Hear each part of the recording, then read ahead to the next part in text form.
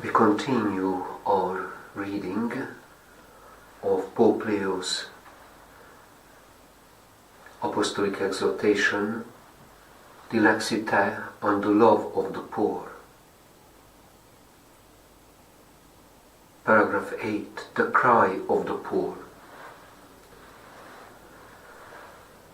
The passage of sacred scripture in which God reveals himself to Moses in the burning bush can serve as a constant starting point for this effort.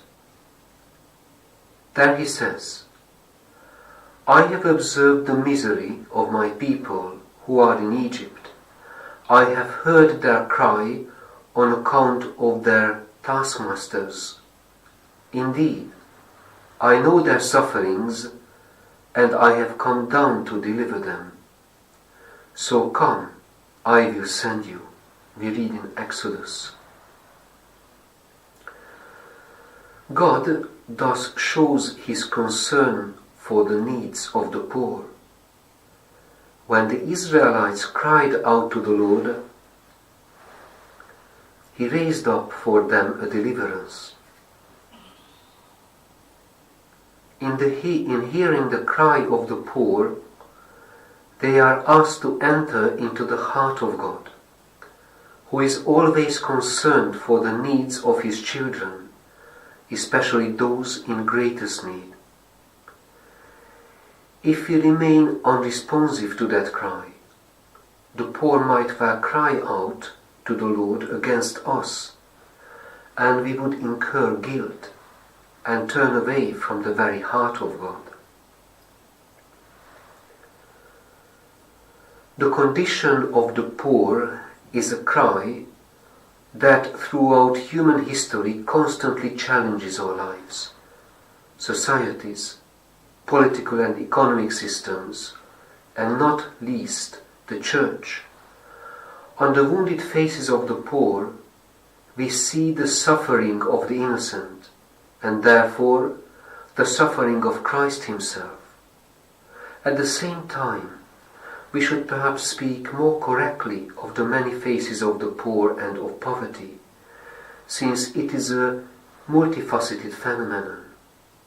In fact, there are many forms of poverty.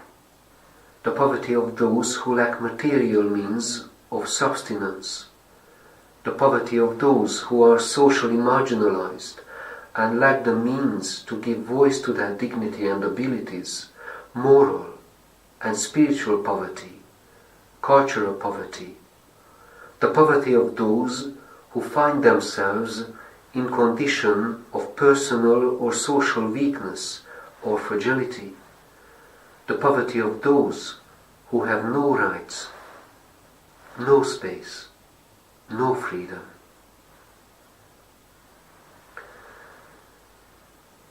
In this sense, it can be said that commitment to the poor and removing the social structural causes of poverty has gained importance in recent decades, but it remains insufficient. This is also the case because our societies often favor criteria for orienting life and politics that are marked by numerous inequalities.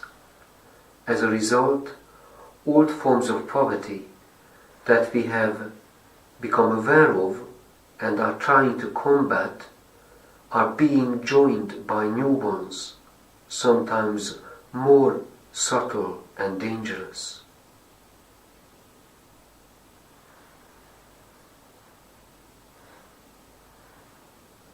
Here ends our